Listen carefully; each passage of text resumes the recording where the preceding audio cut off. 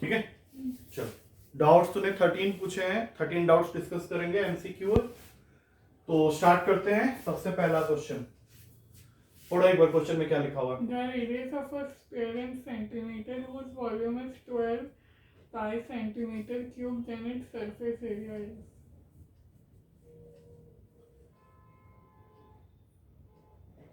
सबसे पहले तो देखो रेडियस उसने दिया नहीं है, वॉल्यूम दिया हुआ है। वॉल्यूम से हम लोग को क्या निकालना पड़ेगा, रेडियस, और रेडियस एक बार निकलेगा देन इट्स सरफेस एरिया, ये हम लोग को निकालना है। अगर ये क्वेश्चन मैंने सही टाइप किया हुआ है तो यही होना चाहिए, रेडियस पहले निकालेंगे वॉल्यूम से और फिर वहां से सरफेस एरिया तक जाएंगे। तो सबसे पहले तो बताओ फॉर्मूला क्या होता है वॉल्यूम ऑफ अ स्फीयर का, याद है? 4/3 pi r cube. पक्का? हाँ. ठीक है, जो तूने बोला मैं वही लिख रहा हूँ। वॉल्यूम 4/3 पाई आर क्यूब, और इसकी वैल्यू हम लोग को दे रखी है 12 पाई, राइट। अब यहां से पाई से पाई गया, 4 से ये जाएगा 3 में, आर क्यूब हो गया 3 इंटू 3 दैट इज 9। तो यहां से आर की वैल्यू हो जाएगी 9 का क्यूब रूट। क्यूब रूट पता है ना, जब क्यूब यहां जाएगा तो वो क्यूब रूट बन जाएगा, और इसको हम लोग लिख सकते हैं, देखो 9 के पावर में 1/3, दैट मीन्स 9 तो 3 का स्क्वायर होता है, तो रेडियस आ गया 3 to the power of 2/3। I think यही पूछा गया होगा क्वेश्चन में। सरफेस एरिया तक तो बात जाएगी क्या, फिर भी एक बार देख लेते हैं। व्हाट इज सरफेस एरिया, मालूम है? नहीं, मेरे ख्याल से क्वेश्चन इतना ही है, that is surface area is नहीं है, खाली रेडियस पूछा गया था 3 टू द पावर ऑफ 2/3। ये कैलकुलेशन समझ में आया कि नहीं? हाँ. ठीक है, लिखने की तो जरूरत है। चलो नेक्स्ट क्वेश्चन पढ़ो अभी क्या। If the vertical height of a cone is 8 centimeter and the area of its base is 156 centimeter square, then its volume is. सबसे पहले कोन बना लेते हैं। अब जब कोन बनाओगे तो कोन बनाते बनाते ये सोचना स्टार्ट कर दो, क्योंकि उसका जरूरत हम लोग को पड़ेगा इस क्वेश्चन में, कि एरिया ऑफ द बेस का यहाँ पे क्या मतलब है, दूसरा वॉल्यूम ऑफ द कोन क्या होता है। ये तो पता है ना कि कोन ऐसा होता है। हाँ. अच्छा, तो इसमें वर्टिकल हाइट किसको बोलते हैं ये बताओ पहले। एल को बोलते हैं, वो तो स्लैंट हाइट होता है। ये वाली सीधी वाली, सीधी वाली को बोला जाता है वर्टिकल हाइट, इसको वर्टिकल हाइट बोलते हैं, इसको स्लैंट हाइट बोलते हैं। तो हम लोग को कौन सा हाइट दिया हुआ है, वर्टिकल हाइट, मतलब इसको ले लो h, ये तुमको दिया है क्वेश्चन में 8 सेंटीमीटर। अब बताओ एरिया ऑफ इट्स बेस का मतलब वो किसकी बात कर रहा है, सर्कल, ये सर्कुलर एंड जो है उसकी बात कर रहा है, और ये सर्कुलर एंड है, तो सर्कल का एरिया क्या होता है, पाई आर स्क्वायर। तो हम लोग सीधा लिखेंगे कि ये जो एरिया है पाई आर स्क्वायर, वो हम लोग को दिया हुआ है 156। तो वॉल्यूम का फॉर्मूला सबसे पहले तो बताओ कोन के लिए होता क्या है, याद है तो बोलो, नहीं याद है तो मैं बता दूंगा, कोई दिक्कत नहीं। 4 क्यों आएगा, चलो ये सब याद नहीं, हाँ 1/3 हाँ, तो ये याद नहीं होते चैप्टर होगा भी नहीं। अब देखो ध्यान से, ज्यादा कैलकुलेट नहीं करेंगे क्योंकि पाई आर स्क्वायर तो हम लोग को पहले से ही पता है। तो इस वैल्यू को उठा के हम लोग सीधा यहाँ पाई आर स्क्वायर की जगह पुट कर सकते हैं। ये तो बच्चे क्या करते हैं, यहाँ से आर निकालते हैं फिर वहां डालते हैं, करने की जरूरत ही नहीं है। पाई आर स्क्वायर तो पूरा का पूरा ही दिया हुआ है ना हम लोग को, कितना दे रखा है 156, और h क्या है अपना 8 यहाँ लिख दो। आई थिंक ये इसको पक्का काटेगा, 3 के टेबल में कट जाएगा, ये 52 में, और 52 इंटू 8 करके देख लो आराम से, 416 आएगा। 416 होगा ऑप्शन में जरूर, सेंटीमीटर क्यूब, ये ध्यान रखना। ये समझ में आया कुछ? हाँ. ये अपना डी ऑप्शन में क्लियर है। नेक्स्ट क्वेश्चन, नेक्स्ट क्वेश्चन पढ़ो, रीड करो क्या दिया होगा। The volume of two spheres are in the ratio 64:27. The ratio of their surface area is. ठीक है, पहले तो वॉल्यूम ऑफ द स्फीयर बताओ क्या होता है, 4/3 pi r cube है। ठीक है। तो एक तो स्फीयर का जब वॉल्यूम का रेशियो देख रहे हैं तो एक ज्यादा दिख रहा है, कम दिख रहा है, इसका मतलब है तुम्हारे पास में जो दो स्फीयर है उसमें एक बड़ा है और एक उससे छोटा है। तो जो बड़ा वाला है उसके रेडियस को मान लेते हैं कैपिटल आर, जो छोटा है उसके रेडियस को मान लेते हैं स्मॉल आर। तो जब हम लोग वॉल्यूम का रेशियो लिखेंगे दैट इज v1/v2, तो v1 में मान रहा हूं बड़े वाले को क्योंकि उसके सामने है 64 और छोटे वाले को मान रहे हैं 27 क्योंकि उसके सामने V2 है। तो फॉर्मूला के हिसाब से यहाँ लिखना पड़ेगा 4/3 पाई कैपिटल आर क्यूब और नीचे हो जाएगा 4/3 पाई स्मॉल आर क्यूब जो कि हम लोग को दिया हुआ है 64/27। अब बोलो क्या करना चाहिए? 4/3 पाई कैंसिल हो गया। हाँ। अच्छा यहाँ से r/r निकल आएगा, इसको जब हम लोग यहाँ भेजेंगे तो ये ले लेगा क्यूब रूट का साइन। ठीक है, क्या क्यूब रूट क्या होता है 64 का? 4 और 27 का 3। तो r/r का रेशियो हमने निकाल लिया है। अब हम लोग इसको यूज करने वाले हैं। अब जल्दी से बताओ surface area of the sphere क्या होता है? याद नहीं है? गेस कर लेना। 4 पाई r स्क्वायर बड़ा वाला और नीचे 4 पाई छोटा r का स्क्वायर, ये होता है सरफेस एरिया। 4 पाई r स्क्वायर, बड़ा वाला r कैपिटल के लिए, छोटा वाला स्मॉल r के लिए। तो ये चाहिए हम लोग को। तो 4 पाई तो कैंसिल ही हो गया। r/r का रेशियो हमने निकाला हुआ है 16। हाँ, तो इसका होल स्क्वायर कर देंगे। r/r हम लोग कितना था? 4/3 था, उसका होल स्क्वायर कर देंगे, कितना आ गया? 16/9। डी ऑप्शन आ रहा है समझ में? नेक्स्ट क्वेश्चन पढ़ो। क्या ये अच्छा क्वेश्चन, इस पे कैलकुलेशन है थोड़ा सा। If a sphere and a cube have equal surface area, then the ratio of the diameter of the sphere to the edge of the cube is। देखो तुम्हारे पास में एक क्यूब है। क्यूब पता है क्या होता है? हाँ। जिसके सारे साइड इक्वल होते हैं। जैसे तुम्हारा डाई हो गया, डाइस फेंकते हैं ना, और आइस क्यूब हो गया। ये सब क्या है? क्यूबिकल शेप के है। ठीक है, तो ये है एक क्यूब और एक है स्फीयर। स्फीयर तो वही हो गया, अर्थ हो गया। ऐसे स्फीयर बना लो कुछ भी। ठीक है ना? तो वो क्या बोल रहा है कि इनके सरफेस एरिया इक्वल। ये नहीं बता रहा कौन सा। सरफेस एरिया भी तो 2-3 तरह के होते हैं ना। एक होता है लेटरल सरफेस एरिया, एक होता है टोटल सरफेस एरिया। वही कर्व सरफेस एरिया को लेटरल सरफेस एरिया बोलते हैं। लेकिन जब वो कुछ नहीं बोल रहा है कौन सा surface area, then we have to always consider total surface area. अब इस क्वेश्चन में आगे बढ़ने से पहले तुमको पता होना चाहिए कि क्यूब के लिए टोटल सरफेस एरिया क्या होता है और स्फीयर के लिए टोटल सरफेस एरिया क्या। मालूम है? स्फीयर का तो अभी बताया था मैंने, 4 पाई r स्क्वायर। क्यूब के लिए 6a स्क्वायर। तो वो तुमको क्वेश्चन में क्या कह रहा है कि ये दोनों वैल्यूज जो है, मतलब दोनों के सरफेस एरिया आपस में क्या है? इक्वल है। तो हम लोग सीधा क्या करेंगे? 6a स्क्वायर को इक्वल कर देंगे 4 पाई r स्क्वायर। क्लियर है ये चीज? अब यहां से क्या होगा?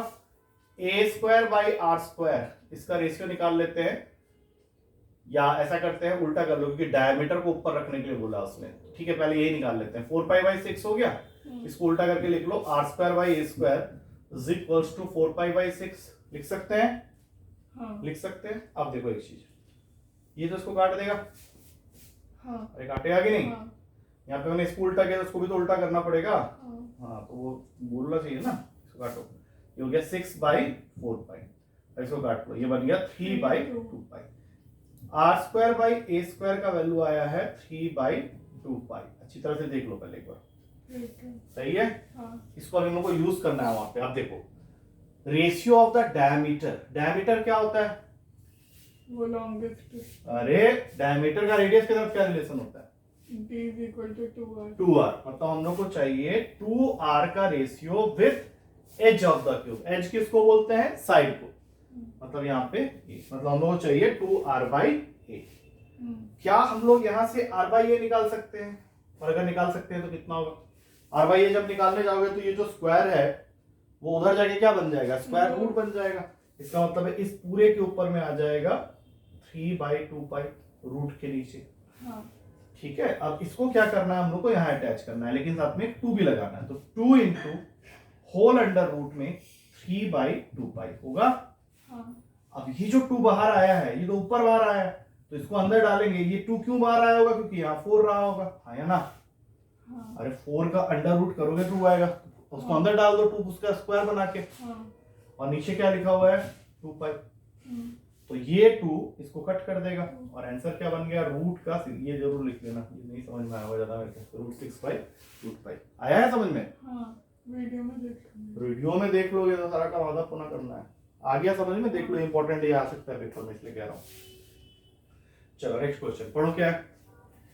The sum of the length, breadth and height of a cuboid is 6√3 centimeter and the length of diagonal is 2√3 centimeter. The total surface area of the cuboid is. इसमें तीन चीजें आ गई हैं। सबसे पहले वॉल्यूम, उसके बाद टीएसए और उसके बाद डायगोनल। वॉल्यूम का है। चलो वॉल्यूम नहीं है, लेकिन अब मैं चाहता हूं कि तुम मुझे पहले तो ये बताओ क्यूबॉइड पता है क्या होता है? जिसके रेक्टेंगुलर स्क्वायर होते हैं। अब वो क्यूब होता है, रेक्टेंगल रेक्टेंगुलर होते हैं। दो रेक्टेंगल्स आपस में। एग्जांपल देना क्यूबॉइड के। है आसपास कोई चीज है जो क्यूबॉइड? क्या? टीवी को क्यूबॉइड बोलोगे? ब्रिक नहीं बोल सकते थे? ब्रिक, ब्रिक हो गया, मैच बॉक्स, ये सब देखे हो ना। क्यूबॉइड कैसा दिखता है? ऐसा, और इसी के अंदर एक और रेक्टेंगल ऐसे, और फिर इसके एजेस को ज्वाइन कर लो। पता है इसको क्यूबॉइड बोलते हैं। अब बताओ, जब इसमें हम लोग टीएसए निकालने जाएंगे, सबसे पहले लेंथ ब्रेड्थ हाइट इसमें कौन सा ये देख लेते हैं। ये तो हाइट हो गया, this one is height, pen change करते हैं।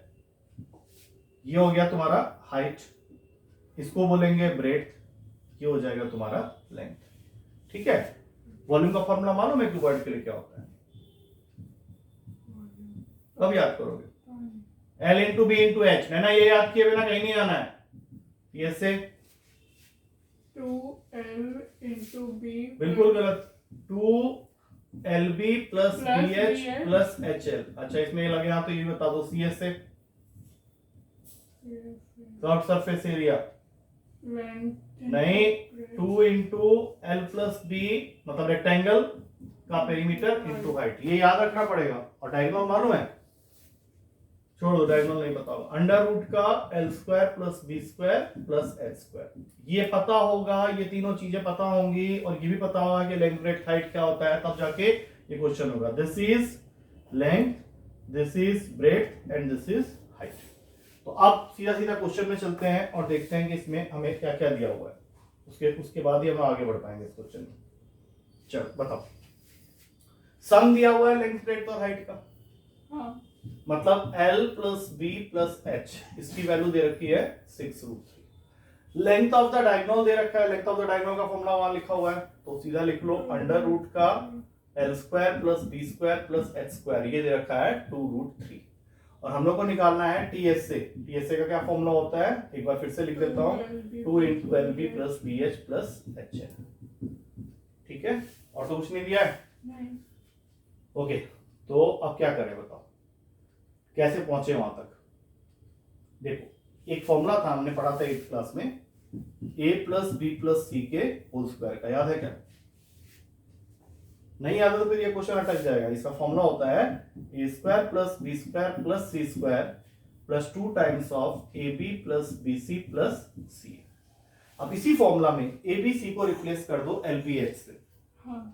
तो यहां क्या आ जाएगा? L plus B plus H पूरे का whole square is equals to, बोलते जाओ, L square plus B square plus H square plus 2LB plus 2BH 2LB plus BH plus H। अब ध्यान से देखो कि हमें जो निकालना है वो ये वाला पार्ट है। और ये फॉर्मूला में कहां बैठा हुआ है? ये वाले, तो इसको तो छेड़ो ही मत, इसकी तो वैल्यू ही चाहिए। अब देखो कि क्या हम लोग को इसकी और इसकी वैल्यू के बारे में कुछ बताया गया? ध्यान से देखो तो L plus B plus H हम लोग को दिया हुआ है 6√3। इसका स्क्वायर क्या होगा बताओ? 6√3 का स्क्वायर कर दो। आता है करना? क्योंकि L square plus B square plus H square निकालने के लिए भी स्क्वायरिंग करना पड़ेगा, क्योंकि इसके ऊपर रूट है ना। तो रूट को हटाने का मतलब क्या है कि इसका भी स्क्वायरिंग करना पड़ेगा। अब सोचो इसका स्क्वायर क्या होगा और इसका स्क्वायर क्या होगा, क्योंकि दोनों का जरूरत पड़ने वाला है। ये एक बार पता चल जाए तो ये वैल्यू तो ऑटोमेटिकली आ जाएगा, क्योंकि यही हम लोग को निकालना है। बस उसके लिए क्या करना पड़ेगा, यहां से जो वैल्यू है, यहां से जो वैल्यू है, तो इसको यहां भेज देना। 6√3 का 108 होगा। कैसे किया? 6 का स्क्वायर √3, तो 6 का स्क्वायर कितना होता है? 36। और √3 का स्क्वायर होता है 3। अब 2√3 का स्क्वायर 12, 2 का स्क्वायर 4, √3 का स्क्वायर 3। और जो हमें निकालना है वो तुम्हारा टीएसए है। तो this is the formula of TSA entire. तो 36 into 3 108 माइनस 12, ये हो गया तुम्हारा टीएसए। कितना हो गया? 108 96। अरे आया समझ में? लिखना तो नहीं है ना? नहीं। चलो नेक्स्ट क्वेश्चन पढ़ो क्या है। If the sector of a circle of a diameter 10 centimeters subtends an angle of 144 degree at the center, then the length of the arc of the sector is. देखो सबसे पहली चीज तो सेक्टर ड्रॉ करना पड़ेगा। ये होता है तुम्हारा sector O A B. Central angle उसने दे रखा है मेरे ख्याल से 144 डिग्री एट द सेंटर लिखा है ना, और डायमीटर 10 है। इसका मतलब है ये जो दो लाइन Radius 5 हो गया। अब इससे कुछ तो याद आ रहा होगा, जब ये लिख लिया हमने तो अब सोचो लेंथ ऑफ द आर्क का फॉर्मूला मैंने कुछ दिन पहले बताया था, L is equals to theta by 360 into 2 pi R, यही होता है ना। हाँ, थीटा क्या है यहाँ पे 144। तो 144 अपॉन 360 इंटू, देखो पाई की वैल्यू उसने रखी नहीं है तो 2 पाई रहने देते हैं, और आर के जगह में 5। अब 144 360, अब ये सबको देखो थोड़ा ध्यान से, कुछ कटाकुटी जरूर होगा। जैसे ये 4 में जाता है 36 के टेबल में, ये 10 में जाता है, और छोटा कर लो 2 में चले जाएगा, ये 5 में चले जाएगा। अब ये 5 इस 5 को उड़ा देगा, तो बचा क्या 2 into 2 pi, that means 4 pi centimetre होगा जरूर ऑप्शन में, बी ऑप्शन। आ गया समझ में? अगला क्वेश्चन, इसमें देखो ये फिगर मैंने फिर उसको कर लिया था क्रॉप, ठीक है ना। अब देख लो इसको अच्छी तरह से, क्योंकि ये मैंने उस दिन बता दिया था। इसमें दो सेक्टर हैं आपस में, एक बड़ा सेक्टर है एक छोटा सेक्टर है। बड़ा सेक्टर कौन सा वाला है? ये वाला बड़ा वाला। तुम ये भी कह सकते हो OBD is the larger sector and OCA is the smaller sector. तो ये जो रीजन है ये कलर किया गया है। उसने तुमको क्या पूछा है? शेडेड रीजन का एरिया निकालना। तो रिक्वायर्ड एरिया या area of the shaded region निकालने का मतलब हुआ कि हम लोग को माइनस करना पड़ेगा लार्जर सेक्टर में से स्मॉलर सेक्टर का एरिया। और यहाँ पे एरिया ऑफ लार्जर सेक्टर का मतलब है ओडीबी माइनस क्या? एरिया ऑफ, बोलो, ओसीए। और इसके लिए फॉर्मूला क्या होता है? Theta by 360 degree. अच्छा, बड़ा वाला जिसको बोल रहे हो उसमें पाई कैपिटल आर स्क्वायर ले लो, और जो छोटा वाला है उसमें बाकी सब कुछ सेम रहेगा, पाई स्मॉल आर स्क्वायर। अब देखो इसमें करना क्या है, बिल्कुल वैल्यू मत डालना अभी। थीटा बाई 360 इंटू पाई, इनको तो कॉमन निकाल लो पहले। R square minus R square अंदर रखे, ठीक है। अच्छा, थीटा हम लोग को कितना दिया? 72, उसकी वैल्यू डाल देते हैं यहाँ पे। पाई की डालने की जरूरत नहीं क्योंकि आंसर पाई के टर्म्स में है। अब बताओ कैपिटल आर कितना है अपने पास में? ओ ए कौन सा है, कैपिटल या स्मॉल? स्मॉल कितना है? 10। और ओ बी मतलब बड़ा, मतलब ये जो है ओ ए ये तुम्हारा स्मॉल आर है, दैट इज 10 सेंटीमीटर, और ओ बी यहां से लेकर यहां तक ये तुम्हारा कैपिटल आर है 15 सेंटीमीटर। तो यहाँ पे आ जाएगा 15 का स्क्वायर माइनस 10 का स्क्वायर। अब 72 के टेबल में 360 आ जाता है 5 में, तो टोटल नेट वैल्यू क्या हो गया? अभी देखो पाई बाई 5 तो बैठ ही गया बाहर में, इसके अंदर लगाओ ए स्क्वायर माइनस बी स्क्वायर, क्या होता है? ए प्लस बी ए माइनस बी। तो ए प्लस बी करेंगे तो 25 आ जाएगा, ए माइनस बी करेंगे तो 5 आ जाएगा। अब ये 5 और ये 5 गया, आंसर क्या हो गया? 25 पाई सेंटीमीटर स्क्वायर। आ गया क्या समझ में? हाँ। क्लियर है? नेक्स्ट क्वेश्चन,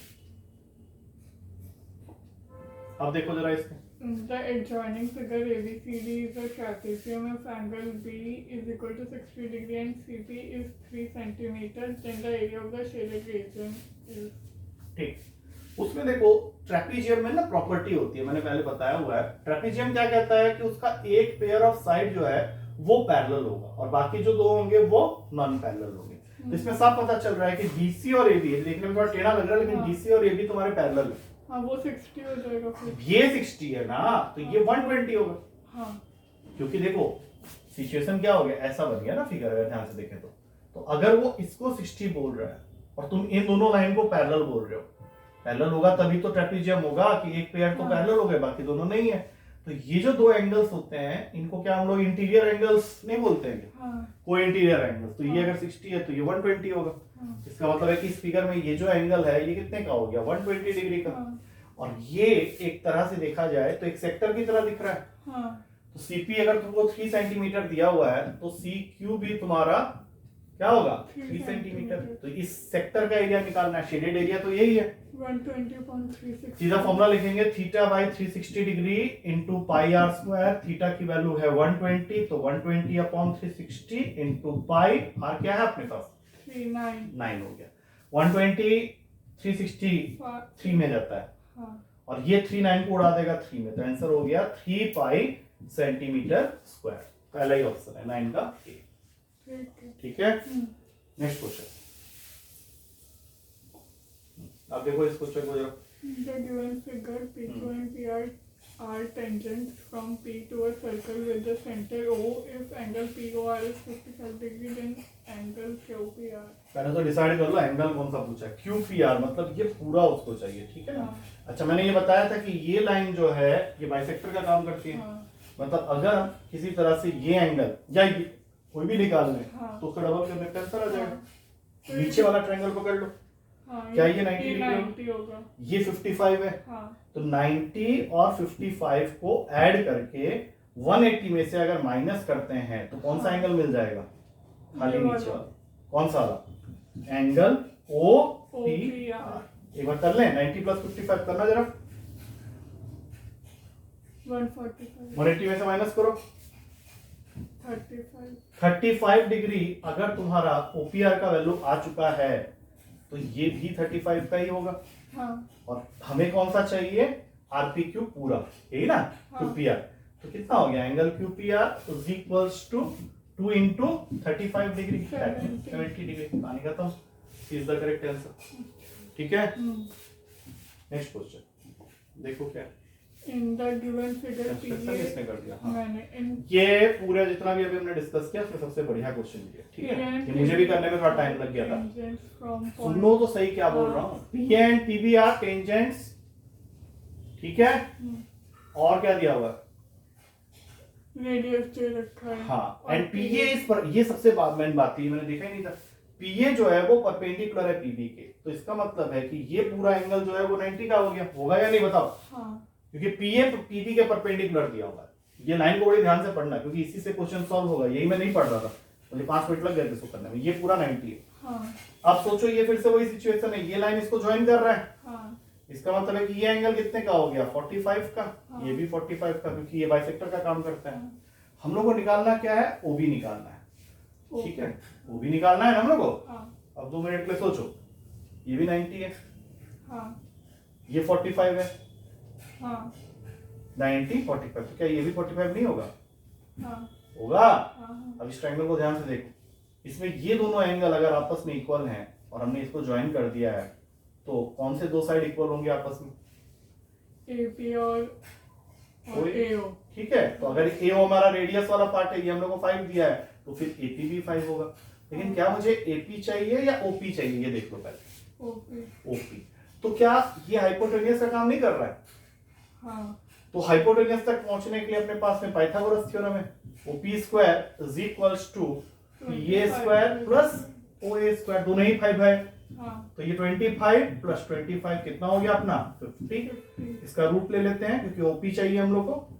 क्या रूट 50 को हम लोग लिख सकते हैं 2 इंटू 25, तो आंसर क्या हो गया 5 रूट 2 है ऑप्शन में अपने पास में, और यही हमारा मेन आंसर बन गया, D option 5 root 2 centimetre. Clear है। हाँ। नेक्स्ट क्वेश्चन पढ़ो क्या। If the radii of two concentric circles are 4 centimeter and 5 centimeter, then the length of each chord of one circle which is tangent to the other is. अब ये figure को ना पहले समझना पड़ेगा, उसने लिखा क्या है। तुम ये तो समझ गए कंसंट्रिक सर्कल क्या होता है, दो ऐसे सर्कल जिनका सेंटर सेम है लेकिन रेडियस अलग अलग है। तो इस क्वेश्चन के हिसाब से रेडाई मतलब दो रेडियस तो तुमको दिख ही रहा है, 4 और 5, तो ये बताने की जरूरत नहीं है कि ये जो OA है ये छोटा r है, ये हो गया 4 सेंटीमीटर का, और इसी के ऊपर से एक और निकाल दो ऐसे करके OB, ये बड़ा है तो ये हो गया capital R that is 5 centimetre. अब आगे क्वेश्चन क्या कह रहा है, the length of each chord of one circle which is tangent to the other. अब इस सिचुएशन को समझो, देखो वो कह रहा है कि एक ऐसा लाइन बनाओ जो कि किसी एक सर्कल के लिए तो कॉर्ड होगा लेकिन दूसरे सर्कल के लिए टेंजेंट होगा। वो ऐसा हो सकता है, सिर्फ ऐसा हो सकता है। हाँ। इसकी नेमिंग कर लेते हैं CD।